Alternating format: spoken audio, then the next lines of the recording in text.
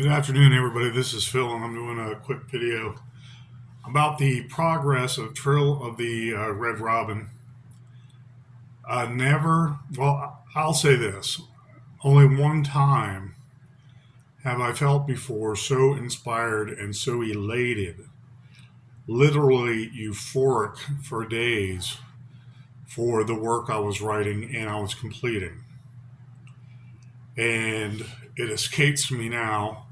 The third novel I started writing. I was about a quarter of the way done, and it was about the immortal witch who lived in a neighborhood um, that grew up all around her, but she was basically cursed to live eternally and grow old eternally, um, having making a pact with basically an American Indian shaman, and back 200, 300 years ago. It was actually 300 years ago, at the founding of our country. And the house she lived in, she had to go forage for food and plants and even hunting. And when she walked through the woods, it was kind of like that eerie, I want to say, Little Red Riding Hood fable, or Hansel and Gretel going through the woods. It was almost that kind of feel I built into the narrative, and I loved it. And the shaman Indian made a deal with her, a pact that she can frequent his land, and she's more like a Puritan, a Christian, and a Puritan. But their family stayed away from everybody, even the regular town folk or whoever was settling wherever. And so she basically said to herself, well, I have to kill this guy because I need permission to walk the path, to go to school when I want, to go meet the other townsfolk when I want, to go forage when I want, live off the land and provide for my family, my mom and dad.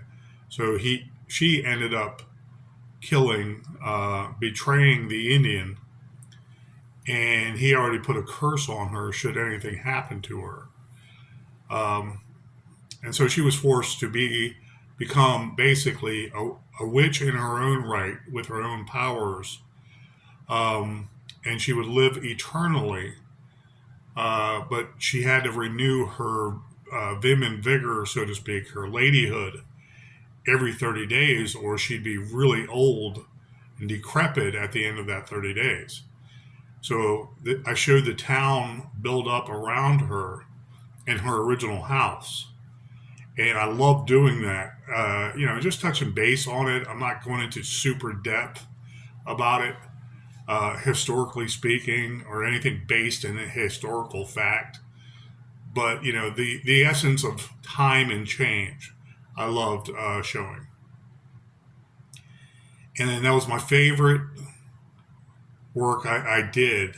Even Below the Precipice didn't make me feel as good as that one, because her being a witch with special powers now, with the curse that the Indian gave her, and she has eternal life, but it's a doomed life. Every 30 days, she gets to experience growing old and unliked, unloved, not wanted, being gruesome looking. She'd have to kill men. She'd have to seduce them. And so the neighborhood grew up, a couple houses built up around her. She outlived her parents. She went through a lot of horror uh, living with the curse. The town grew up around her home. Men came and went. And so a man might move in next door as a next door neighbor, then all of a sudden he disappears. Um, a new family with a lot of young male children, she'd wait until they grew older, and then all of a sudden they'd start disappearing. But because of her age, being hundreds of years old, no one really could connect the dots. And sometimes she'd just hide in her house for years, so no one really knew who she was anyways, let alone her age. And at the beginning of the month, after she did her murder, um, she basically was a cannibal and ate their souls in so many words. Well, with her powers, she also can control uh, Middle Earth. And Middle Earth is, we have Earth here in the flesh, we have Middle Earth before ascending to heaven or descending back to hell. And she was in control of Middle Earth.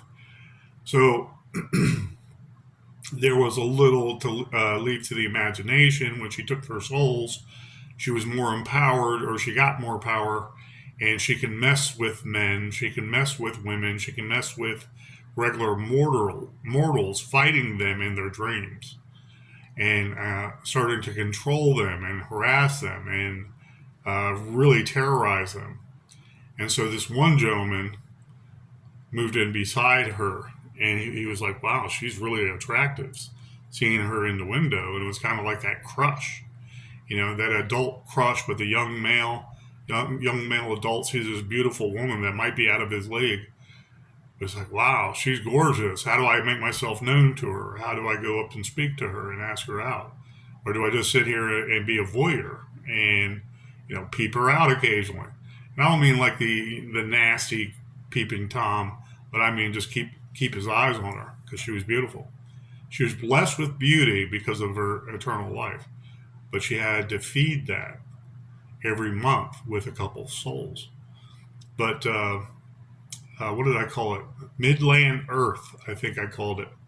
And this was back in the end part of 2007. I already wrote Below the Precipice and Taken for Granted. And I started on this, and I went through like 4 chapters, and it was just my beautiful work I loved, and I know other people would have loved it. There was clowns in Midland Earth. Anything from the memory of the man when he's there in Midland Earth that the witch is taking advantage of. She'll bring up memories. She'll bring up the individual's own horrors. And so you'd see a dog, if you saw a dog hit before and it was on his way out and about to die, it's not a pleasant sight. So something from someone's memory would come back. She'd use that against them. And so you'd see a dog just walking by, on its front paws, and you see his back end crushed. Stuff like that. Maybe people haven't seen such a horrific thing, but I have in my police officer career. Dogs getting hit, I shooting a couple dogs that were running beside drug dealers when I wanted to apprehend them. They were just fleeing from us, and then all of a sudden the dog's running beside me. What the fuck do I do now? Bam, bam, a few bullets in the knot. And that happened once, and then the one I spoke about in the apartment. But seeing dogs on their way out and they're yelping, and it's a horrific sound, most people would remember all their life. And so I incorporated some of that in there from inspiration. And this one gentleman, he was going to be basically the fall guy. There's other movies with this kind of character that I was inspired by, where he's basically a nerd. What was that one movie with Melanie Griffith? And it was the Relax, Don't Do It When You Want to Get to It. Whoever made that song. And she was basically a porn actress. And there was someone going around killing women. And I think it was Melanie Griffith. And they showed the guy there, the main actor, was trying to uncover. He was a kind of nerdy guy, just kind of trying to uncover who the killer was. Well, that gave me some inspiration. I was thinking, make this guy a little more nuanced, nerdy, and like ineffectual. But he's sitting there asking some questions like, okay, he's one who can posit. He's one who would sit there and think before asking, too many questions that would offend someone. But he wants to know something, and he looks kind of like a ne'er-do-well, not without means, but a ne'er-do-well. So he moves into the house next to hers. He doesn't know the whole sordid history of this lady and the whole neighborhood and the town growing up around her. And so I lost it. I lost the that script when I was in my movements to Virginia, and um, I this is why I hate Microsoft, because they sabotaged it when I put in a new Microsoft Word program on the same CPU unit, and with all these kind of permissions and stuff that my sister bought it already. So I was inputting it on my computer. They ruined that, and when I became homeless, I don't know what happened to the CPU unit. I don't think I think I lost the material and had the CPU unit, so everything was pretty much trash and junk at that time. But anyways, that was my favorite writing. And when I became more inspired recently, with the loss of my good friend, um, I was thinking to myself, wow, I'm inspired like that. And it's not with the coffee, it's not euphoria with nicotine and coffee like all the writers talk about when they get all these brilliant moments in their authoring. And so it's going good. I'm in the middle of chapter 3. Chapter 1 is, in essence, an introduction.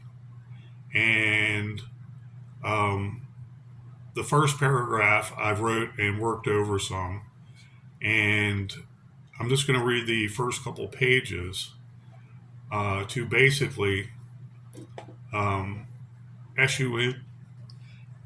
The prologue is with um, the prologue is with the Trill of the Red Robin poem, and I'm going to read that real quick and then go right into the introduction. I want to say introduction, but it's not. It's in essence the narrator positing, and he's like thinking about all the mysteries of the world he used to once have, and it's like, why are the skies so mean to him? They never answer him when he loses friends or he faces his greatest fears, and he's a loser, or he becomes a loser, or he lost out on something. And that's how I open it up in actual text. But Trill of the Red Robin, the bird of our moors, it knows not its height, and it soars and flies. Blown of noble statures, rambles in the gusts, a prince upon a throne as he arises. Majesty the travails of rain, travesties and toils. The wind his home beroiled, oft agonized. Dour holes in pain souls, lost and is crossed and tossed about the hue and cries. The truest of our betterols we know not to seek or muse. The joy it weeps, it meekly buys. As it leaves us for higher clouds, it pious and so proud, and ascends to a lofty heaven, where he softly dies. That's my buddy that just died in August to a T. Proud bird that doesn't last forever. Chapter 1. If one were to gaze high in the skies, and the fear of the unknown is readily apparent, then our futures may be, indeed, as bleak as our assumption of others. The sunlight radiates in the farther distance, from ahead to our rear, vapor trails of differing shades, often hiding those shameful fears with a certain admiration of what is yet to come. Almost as if the skies are an endless abyss of wonder and what tragedy they have seen eternal.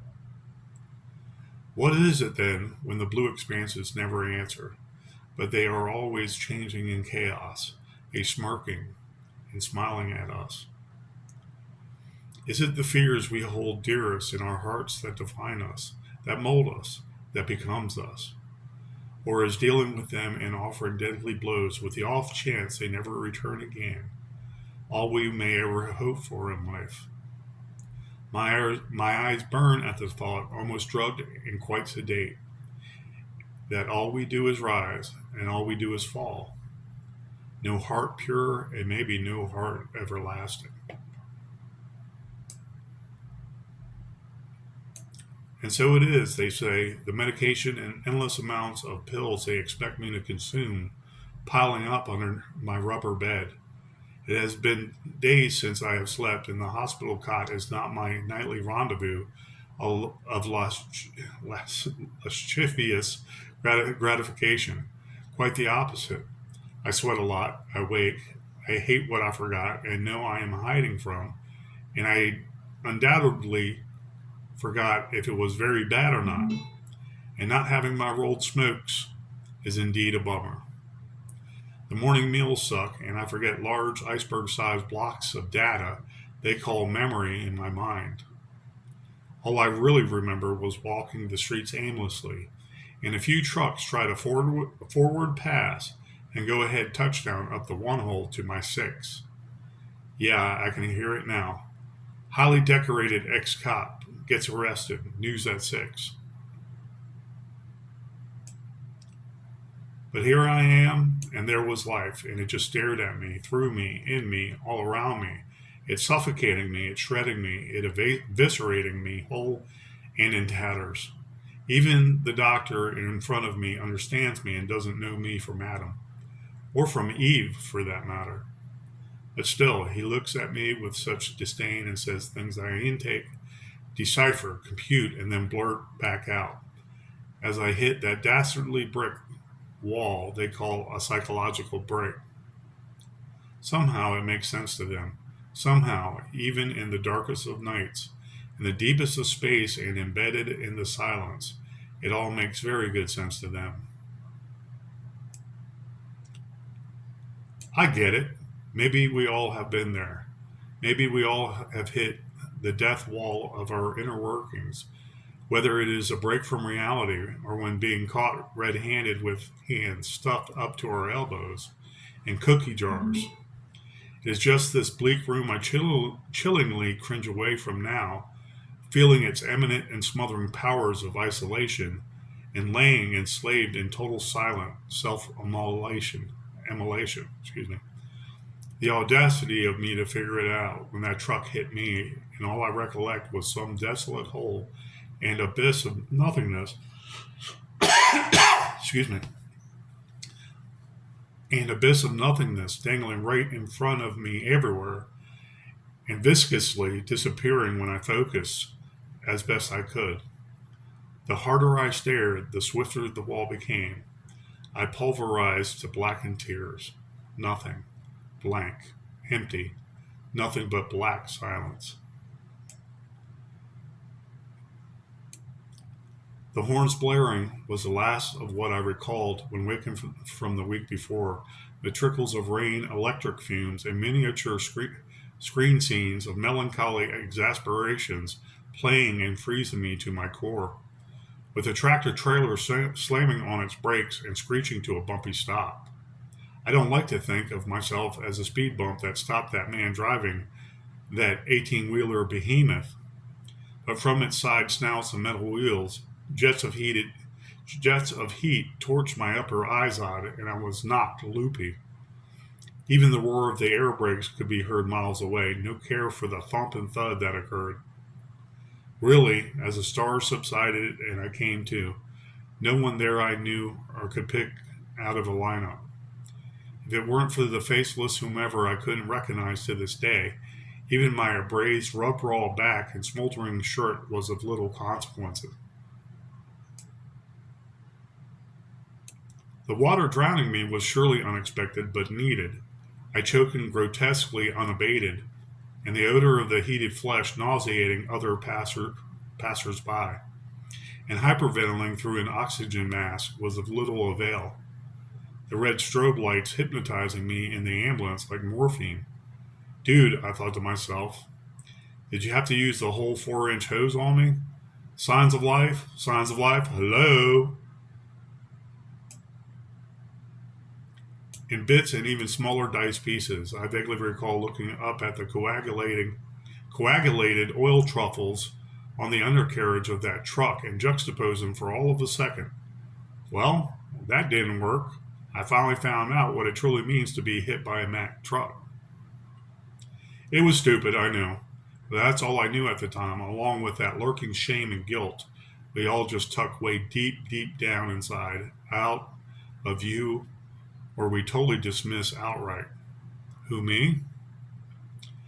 But the firemen do what firemen do, and they put out my personal pity pot fire, a la a braised fatback and backstrap lean loin, which billowed at first and then was set aflame when no one hardly noticed.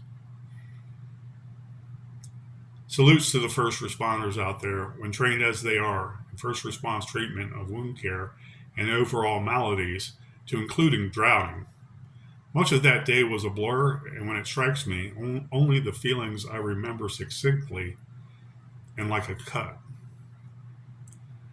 I was into the second page of, actually, technically, the third page after the poem, Trill of the Red Robin. I'm not going to, of course, read any more.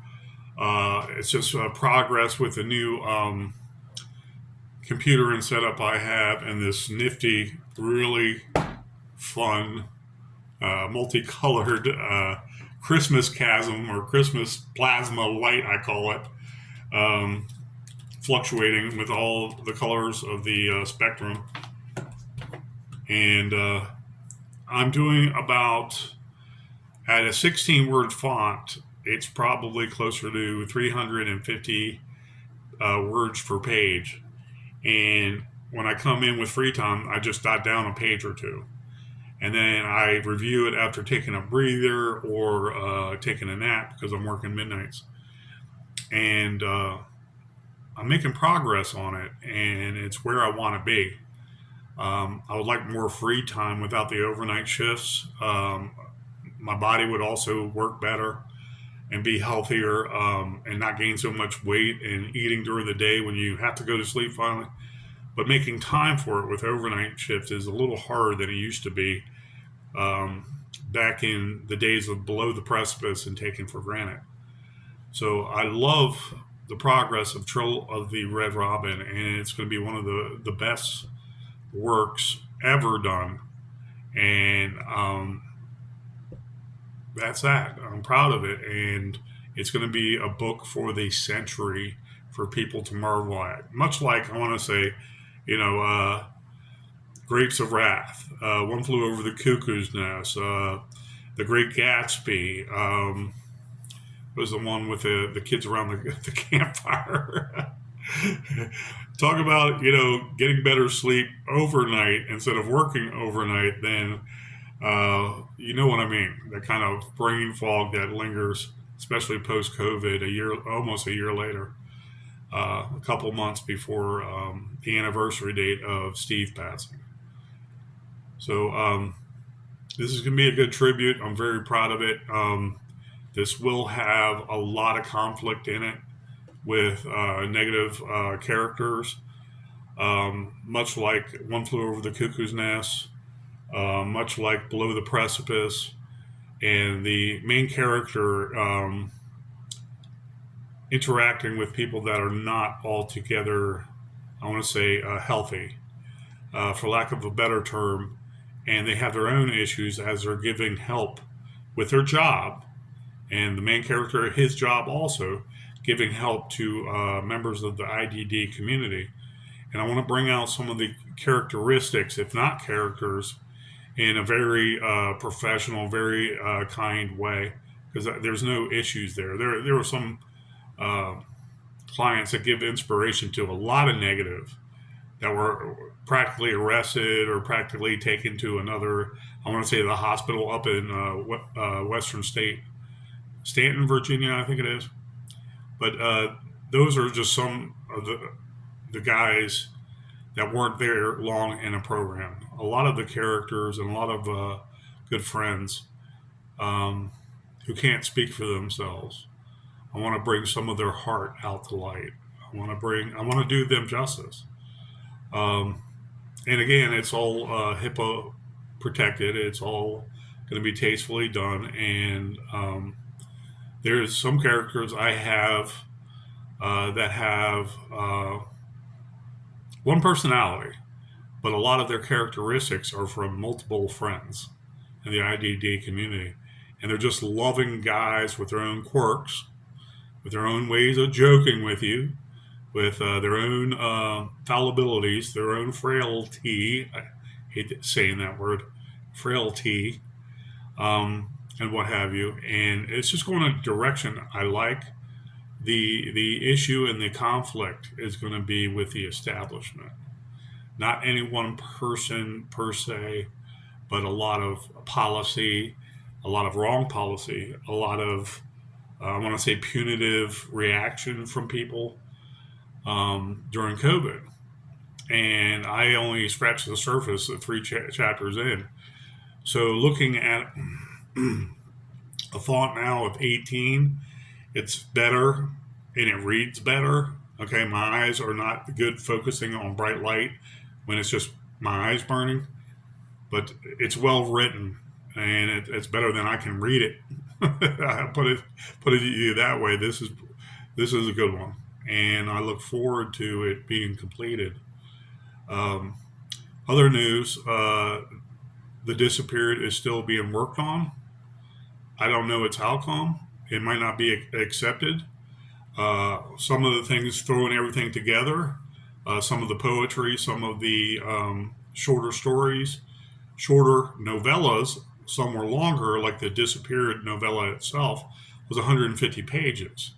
Okay, I know that for a fact. And to give you an idea, Taken for Granted was 100 plus pages. So I know the disappeared was, there was some time and effort into the disappeared, but I was jotting things down as it came to me when I was homeless. And so in the transcribing to Droid and then putting it on, sending it from an email to another writer's program or PDF, where it stayed and it looks really nice, and I assembled everything eventually. Um, one of the glitches is page numbering. You know, sorry if that's something that's going to redline the whole work. Okay, then I'll have to take my lumps. But I know the writing in a lot of those ghost stories is perfection. It doesn't have to be horrific Borgor.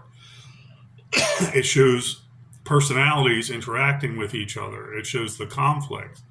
And then at the end, dealing with ghosts, I like to say I'm an expert. I hear some good things on YouTube where they do a ghost story,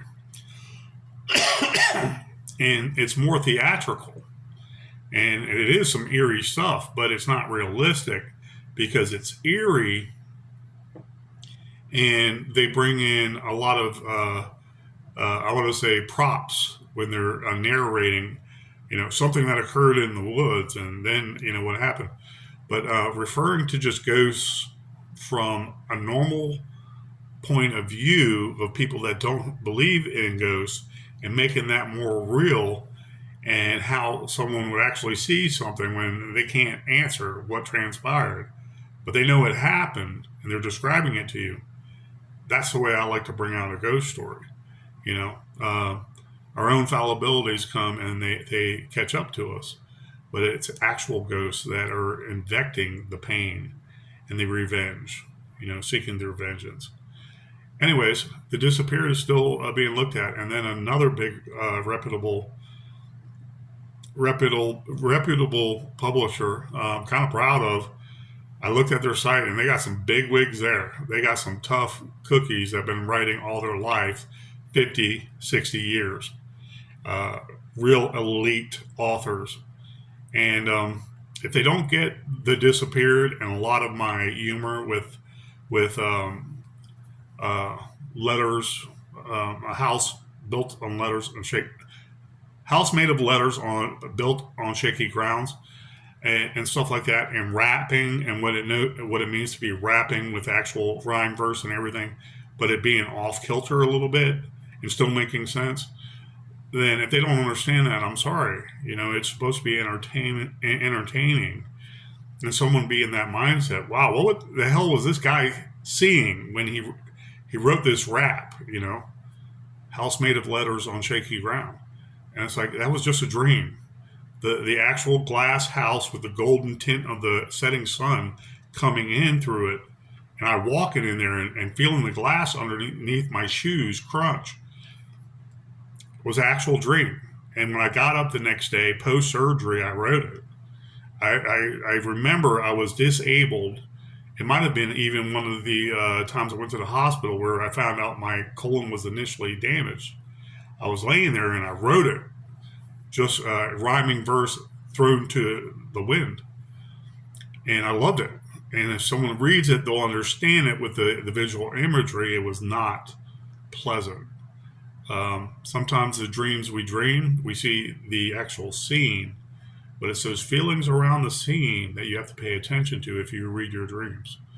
It's those feelings of guilt. It's those feelings of what first comes to mind that brings you that sad feeling, that sorrowness, that sorrow, moribund feeling that might not be resolved, but it's sad every time you think of it, you know. And that's just our self-conscious, our subconscious working with us in our regular mind.